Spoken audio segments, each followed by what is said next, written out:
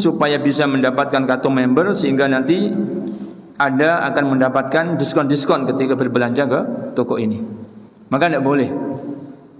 Karena berarti ada spekulasi yang di situ semacam dengan qimar. Semacam dengan qimar, yaitu dengan judi.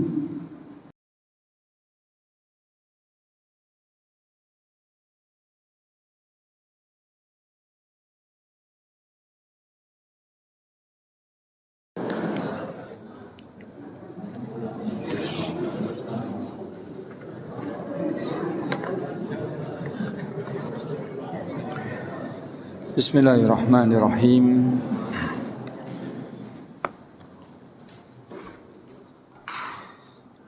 Innal hamdalillah nahmaduhu wa nasta'inuhu wa nastaghfiruh wa na'udzu billahi min shururi anfusina wa min sayyiati a'malina may yahdihillahu fala mudhillalah wa may yudlil fala hadiyalah. Asyhadu an la ilaha illallah wahdahu la syarikalah wa asyhadu anna Muhammadan abduhu wa rasuluh alladzi la nabiyya ba'dah. Ya ayyuhalladzina amanu taqullaha haqqa tuqatih wa la tamutunna illa wa antum muslimun. Amma ba'du fa inna asdaqal kalami kalamullah wa khairal hadi hadiyu Muhammadin sallallahu alaihi wasallam wa syarrul umuri muhdatsatuha fa inna kulla muhdatsatin bid'ah wa kulla bid'atin dhalalah wa kulla dhalalatin finnar. Masyiral muslimin wal muslimat, para bapak dan para ibu, para ikhwan dan para akhwat, para hadirin, para hadirat, para jamaah sekalian rahimakumullah. Tidak lupa kepada segenap para pendengar dan juga para pemirsa dimanapun berada. Semoga Allah Azza wa Jalla senantiasa limpahkan hidayah dan taufik buat kita semua. Amin. Pengajian kita pada malam hari ini masih pada pembahasan fikih muamalah. Kajian masih pada pembahasan masalah transaksi-transaksi yang diharamkan dengan sebab adanya riba. Sebelum kita melanjutkan daripada materi kita, setelah pembahasan yang terakhir adalah solusi-solusi bagaimana memberikan solusi kepada umat atau kepada kaum muslimin secara khusus terkait hajat mereka terhadap transaksi-transaksi dan terkait hajat mereka terhadap muamalah maliyah, transaksi dengan harta, supaya mereka terhindar daripada jeratan riba dan yang semisalnya. Kemarin sudah kita sebutkan ada beberapa, yaitu diantaranya arisan yang tentunya adalah dengan syurut atau dengan aturan-aturannya, kemudian juga dengan at-ta'min atau jaminan, atau ada pihak-pihak dari orang-orang yang kaya yang mereka mengumpulkan lumbung harta untuk menanggung daripada hajat-hajat kaum muslimin. Sebelumnya di sini ada pertanyaan. Bismillahirrahmanirrahim. Assalamualaikum warahmatullahi wabarakatuh. Waalaikumsalam warahmatullahi wabarakatuh. Izin bertanya Ustaz, teman saya produsen pempek. Saya mendapat izin untuk menjualkan produknya tersebut dengan harga yang sudah dia tentukan. Jika ada konsumen, maka pembayaran langsung dari konsumen tersebut ditransfer ke produsen. Begitu juga dengan pengirimannya, barang langsung dikirim dari produsen ke konsumen. Saya mendapatkan keuntungan dari kegiatan saya ini setelah produk itu sampai di tangan konsumen, saya mendapatkan upah dari produsen. Apakah transaksi yang seperti ini dibolehkan dalam syariat, Ustaz?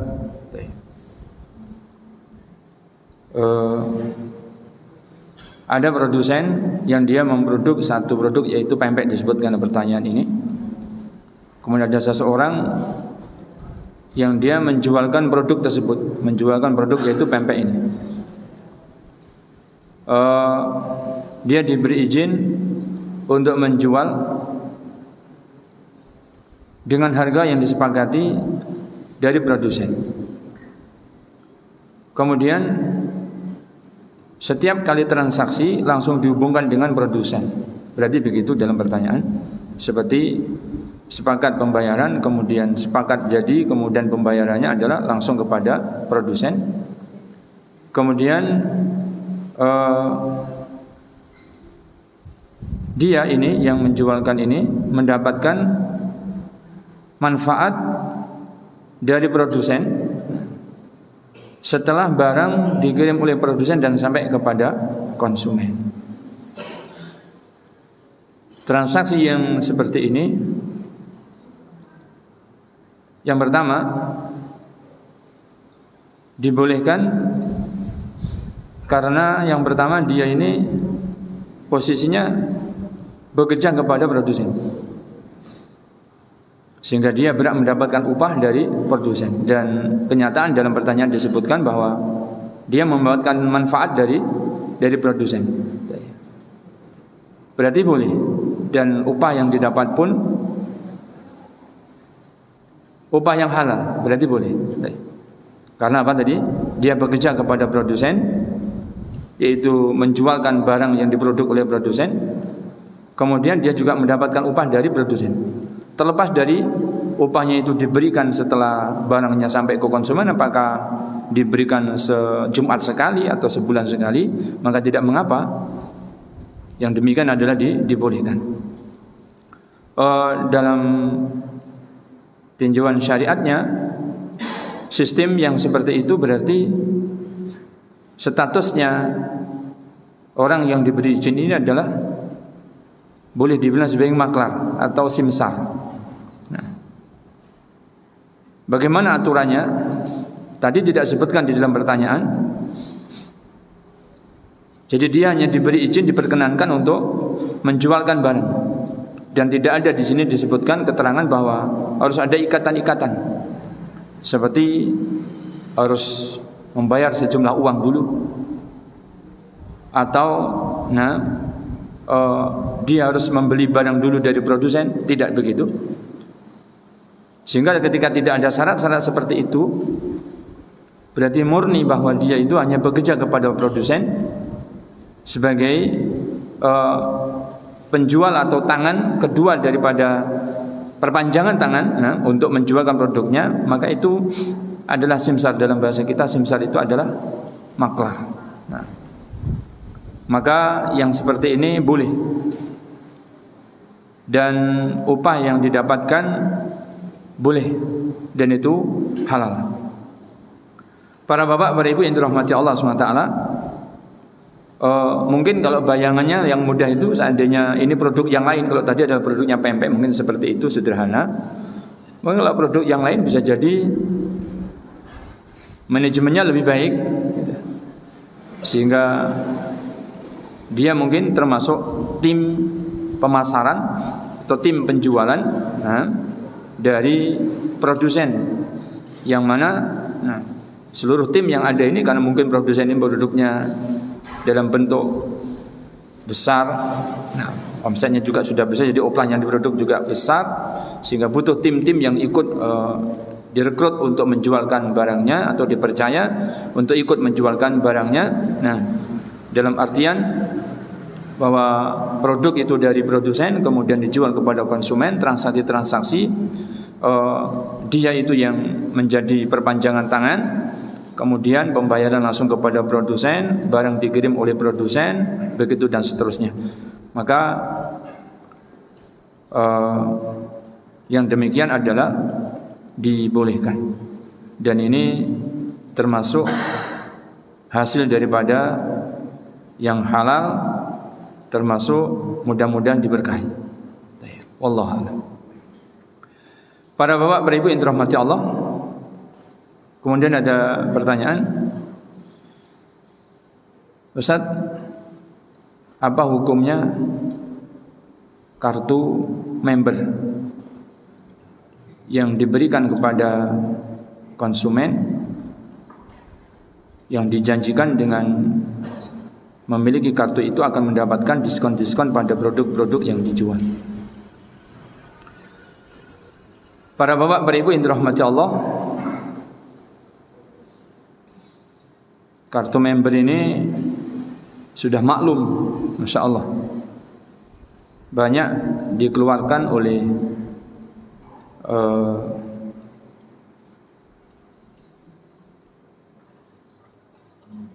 produsen-produsen, mengeluarkan untuk diikutkan pada program marketingnya. Termasuk juga ada supermarket yang juga mengeluarkan kartu member, juga dalam rangka untuk membantu marketing. Jadi kebanyakan kartu member itu diberikan karena memang marketing ini yang membutuhkan support supaya bisa memasarkan barang dalam jumlah yang lebih banyak, sehingga harus mengikat kepada konsumen, mengikat konsumen supaya tetap berlangganan dan tetap membeli produk-produk yang dijual. Nah, dengan dibagikannya kartu member, biasanya seperti ditanyakan di sini, diberikan yaitu diskon tertentu yang bagi yang memiliki kartu member tersebut ketika dia belanja ke tempat dia, yaitu membeli produk-produk yang dijual olehnya. Nah, ini menunjukkan bahwa betul-betul bahwa kartu member itu memang diberikan untuk mengikat konsumen. Jadi membantu betul marketing dalam hal ini, pemasaran daripada produk. Para bapak, para ibu yang dirahmati Allah Subhanahu wa taala, kartu member itu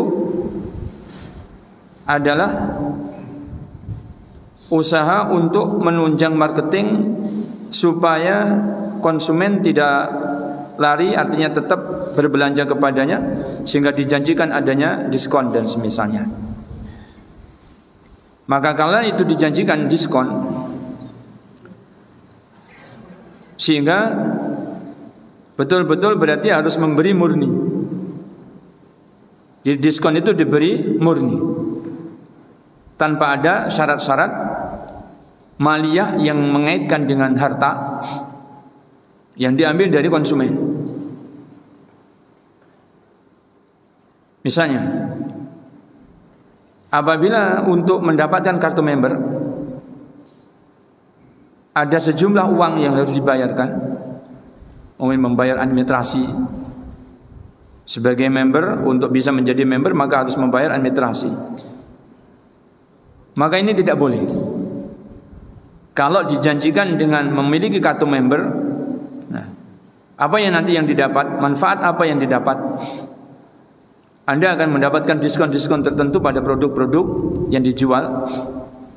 Maka tidak boleh, yaitu dengan dipungut administrasi, membayar sejumlah uang atau memberikan sejumlah harta untuk administrasi supaya bisa mendapatkan kartu member, sehingga nanti Anda akan mendapatkan diskon-diskon ketika berbelanja ke toko ini.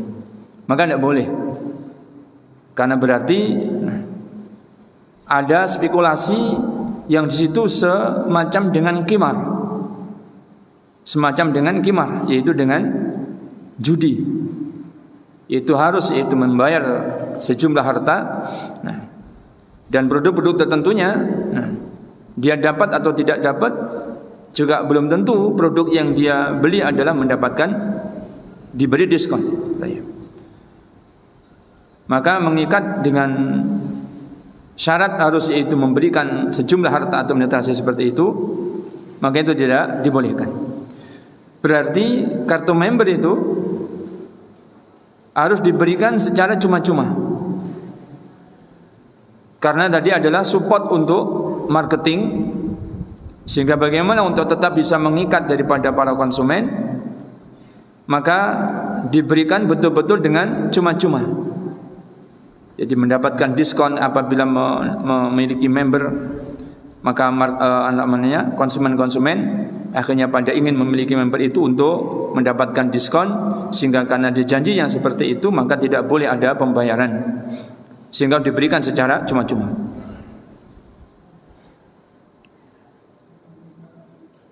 Bagaimana diberikan secara cuma-cuma sedangkan untuk pengadaan kartu member tersebut fisiknya kartu member itu juga pengeluaran tersendiri.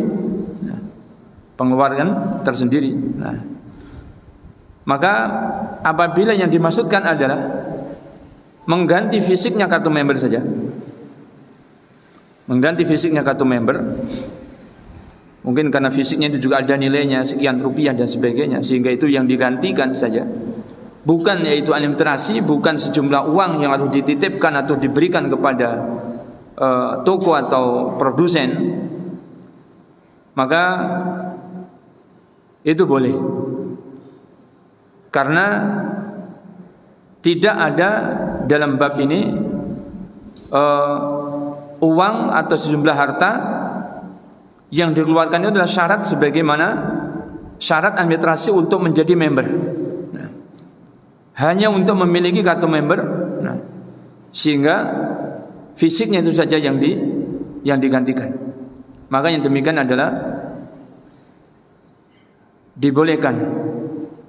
Jadi bukan membayar sejumlah uang untuk administrasi, tapi mengganti daripada fisik kartu member tersebut. Karena kartu member ini menjadi haknya konsumen, apa miliknya produsen, menjadi haknya konsumen, dimiliki oleh konsumen. Sehingga karena ini adalah haknya konsumen, maka dibolehkan jika perpindahan hak tadi harus dengan diganti biaya produk daripada kartu member tersebut.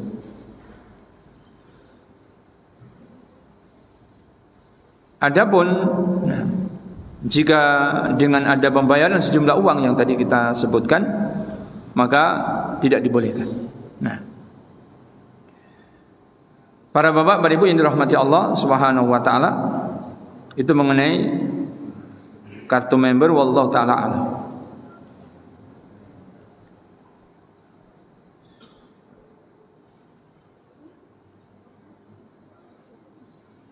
Bismillahirrahmanirrahim.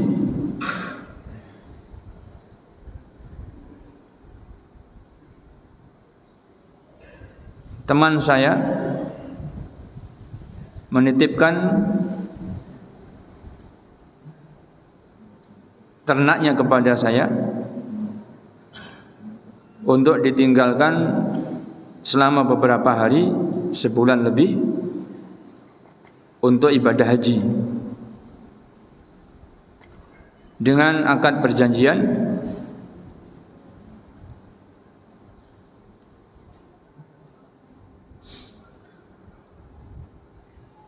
makan daripada ternak itu ditanggung oleh pemilik ternak, sehingga saya hanya memberikan makan tersebut kepada ternak ini. Kemudian saya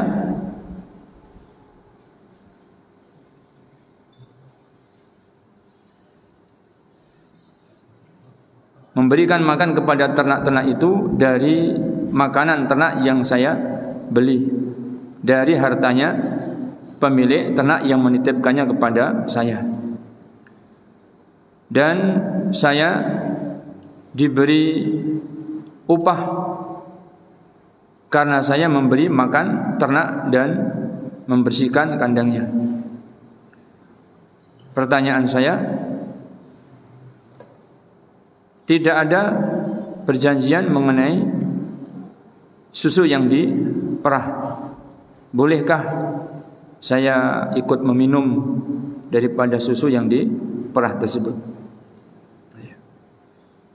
Apakah ini termasuk riba, apakah tidak?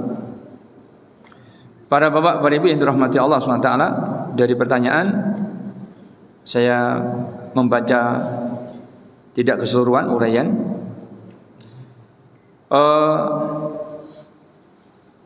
Kalau ditinggal dalam waktu tertentu seperti berhaji misalnya, dan kasus seperti ini barangkali akan terjadi di kampung-kampung kita, mungkin ada seperti itu, peternak-peternak sapi perah. Kalau di sini berarti sapi perah kan.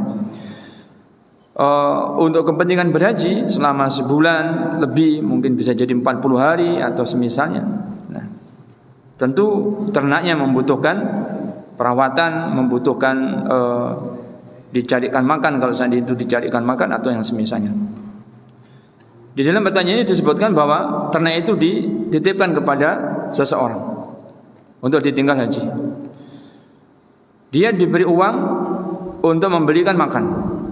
Berarti makannya beli. Berarti yang nanggung pemilik ternak.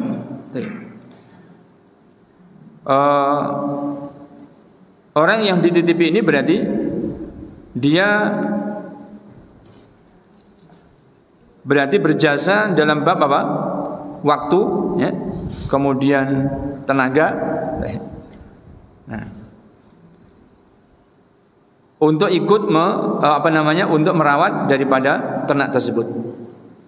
Para bapak, para ibu yang dirahmati Allah, barang titipan itu ada yang membutuhkan pembiayaan, ada yang membutuhkan nafkah, ada yang tidak membutuhkan nafkah.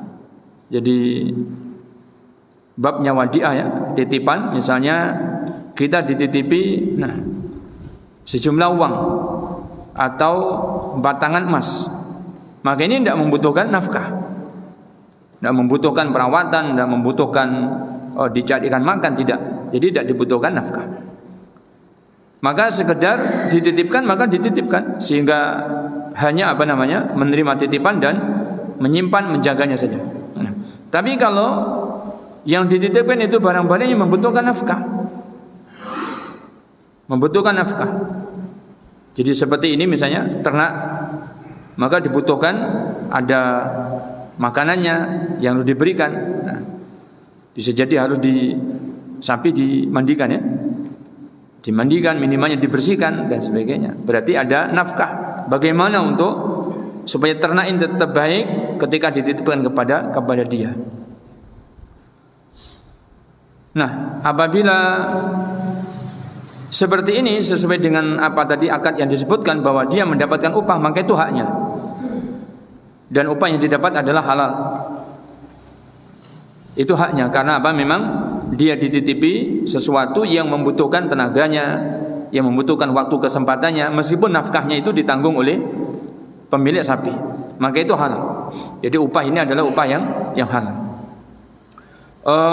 Kemudian pertanyaannya tadi itu, karena tidak ada kesepakatan, bagaimana dengan susu yang diperah itu? Nah, bolehkah dia ikut meminum? Berarti karena itu adalah susu sapi perah, berarti kan setiap hari harus diperah itu. Nah, setiap hari harus diperah, sehingga apa? Dia pun juga memerahnya, kemudian mungkin biasanya itu dikirim ke kantor KUD, ya, pengepulnya itu, atau mana, ini tidak disebutkan dalam pertanyaan, atau barangkali didatangi oleh para pedagang STMJ misalnya gitu, atau susu segar yang biasanya dijual di pagi-pagi hari, atau yang semisalnya, maka berarti di sini juga membutuhkan tenaga. Nah, kalau itu termasuk di-include pada kesepakatan bahwa yang kamu harus kerjakan adalah ini dan sebagainya, maka upahnya tetap halal untuk itu. Tapi bagaimana dia ikut meminum daripada susunya itu, wallahu alam, karena dia ini tentunya upah yang diberikan tidak bisa sedetail apa yang disepakati. Jadi pasti ada kekurangan dan kelebihan dari apa yang disepakati. Jadi mungkin item-itemnya yang apa yang dikerjakan mungkin banyak yang luput. Nah, tapi memang harus dikerjakan oleh dia. Kalau dia tidak kerjakan bisa madarat kepada ternaknya. Bisa madarat kepada ternaknya ini. Mungkin madarat pada sapinya ketika tidak diperah, madarat pada produk susunya tidak bisa dijual dan sebagainya kalau dia tidak melakukannya. Sehingga dia pun melakukannya. Meskipun secara item kesepakatan tidak disebutkan. Wallahu a'lam, lazimnya adalah seperti itu. Lazimnya seperti itu. Nah, jika memang seperti itu berarti dia bagaimana juga tetap mengeluarkan sesuatu yang itu juga bisa dianggap, bisa dipandang bahwa itu termasuk nafkah daripada ternak ini. Karena jika ini ternak tidak diperlakukan seperti itu, maka akan termadarati. Berarti dia ikut berbuat, dia ikut melakukan sesuatu, dia ambil sebagian waktunya, kesempatannya, dia ambil sebagian tenaganya untuk kepentingan daripada ternaknya. Nah, kalau ada pembebanan yang seperti ini, wallahu a'lam, maka yang dititipi ini boleh ikut mengambil manfaat daripada barang titipan itu. Jadi apa yang ada pada manfaatnya maka dia boleh. Karena sapi perah itu diperah susunya kemudian dijual dan sebagainya, maka dia boleh ikut meminumnya. Dia boleh ikut meminumnya. Jadi mengambil manfaat daripada susunya itu diminum maka boleh. Nah, perhatikan untuk diminum ya. Jadi karena dia juga ikut doyan, karena enggak semua orang itu doyan susu. Dia doyan susu maka dia minum, maka itu boleh. Nah, kenapa itu boleh? Karena sebagai imbal ketika dia harus berbuat ikut perawatan, seolah-olah ada jasa yang dia harus, sebenarnya itu harus dihargai jasanya, tetapi mungkin tidak include karena tidak sesuai tidak semuanya item kesepakatan tadi disebutkan. Nah, tapi dia harus melakukannya. Karena kalau tidak melakukannya sekali lagi akan madarat. Maka dia boleh, yaitu ikut memanfaatkan daripada susu untuk diminumnya. Jadi sesuai dengan kebutuhan dia minum susu, maka dia boleh meminumnya. Para bapak, para ibu yang dirahmati Allah SWT, ini jika sesuai dengan pertanyaan tadi itu, barang titipan yang berupa sesuatu yang membutuhkan nafkah, maka kalau dia ikut mengambil manfaat daripada apa yang diurus olehnya, yang dia termasuk memberikan nafkah berupa tenaga, juga berupa kesempatan untuk barang yang diurus itu tadi, maka dia boleh memanfaatkan hasilnya dan dia tidak termasuk memakan riba. Dia tidak termasuk memakan riba. Nah, yang lebih aman, komunikasi dengan pemilik sapi. Secara langsung, meskipun itu tidak ada izin, artinya tidak dia komunikasi dengan pemilik sapi, dia boleh secara hukum syar'inya, karena dia ikut mengeluarkan nafkah untuk perawatan daripada barang yang dititipkan ke dia ini, sehingga dia boleh manfaatkan. Ini ada hadisnya. Al-Imam Al-Bukhari meriwayatkan hadis tersebut, tetapi saya lupa lafadznya, bahwa baginda Nabi SAW itu membolehkan orang yang dia dititipi barang titipan yang membutuhkan nafkah untuk perawatannya, membutuhkan nafkah, untuk untuk merawatnya membutuhkan pembiayaan dan sebagainya. Jadi ada tenaga yang harus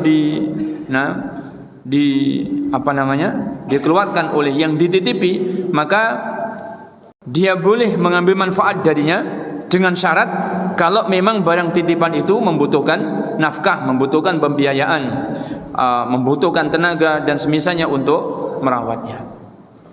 Maka itu dibolehkan oleh baginda Nabi SAW dengan syarat jika barang titipan tadi memang membutuhkan nafkah. Dan babnya para bapak, para ibu, sesuai dengan pertanyaan. Titipan jangan dibawa kepada yang lain. Karena barang yang dititipkan itu, yang di tangan orang, yang itu bukan miliknya, bisa jadi adalah titipan, wadiah, bisa jadi gadai. Bisa jadi apa? Gadai. Orang menggadaikan barang. Kalau menggadaikan barang, maka akadnya itu rohn, maka lain. Apabila akadnya rohn, berarti itu adalah pinjam meminjam. Akadnya adalah hutang piutang.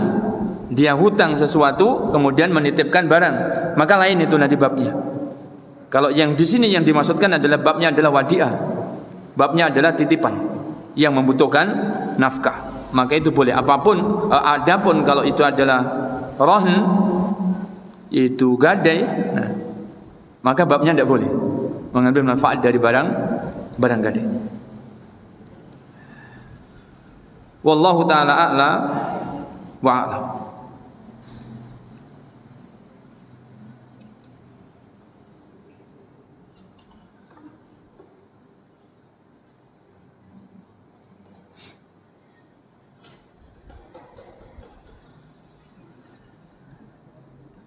Ustaz, masih tentang kartu member. Jika pihak pemberi member, kartu member, memberikan diskon jika nominal belanja mencapai sekian rupiah, bagaimana hukumnya? Jazakumullah khairan. Boleh. Jadi ini tidak ada syarat-syarat yang terkait dengan pada pengadaan kartu member, tetapi yang dimaksudkan adalah yang lainnya. Yang dimaksudkan adalah syaratnya adalah yang lainnya. Jika belanja dengan nominal sekian, maka berhak mendapatkan tambahan diskon. Tambahan diskon. Dan biasanya para bapak ibu yang dirahmati Allah, biasanya yang ada itu tambahan diskon ini diberikan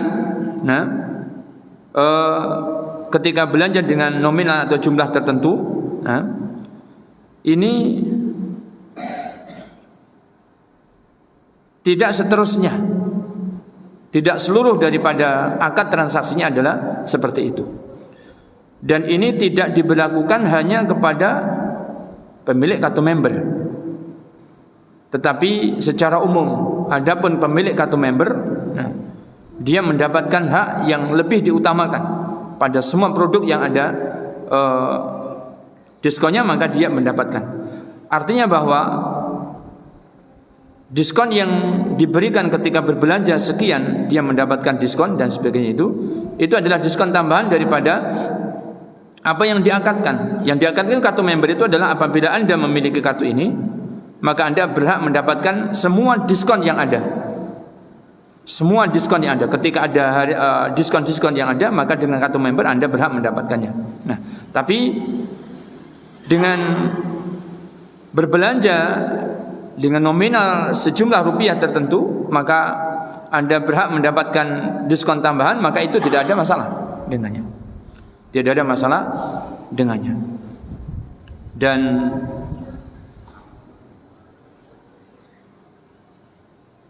apabila diskonnya itu betul-betul murni diskon seperti yang disebutkan pada awal, maka itu adalah tidak mengapa.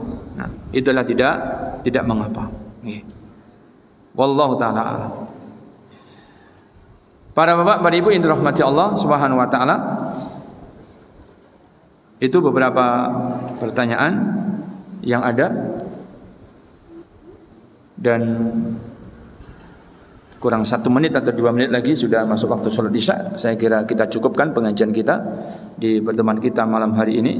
Kita belum jadi melanjutkan materi. InsyaAllah kita lanjutkan materi di pertemuan pengajian kita yang akan datang. Wallahu ta'ala a'la wa a'lam. Wa salawatullah wa salam ala nabiyyina wa habibina Muhammadin wa ala alihi wa sahbihi wa sallam.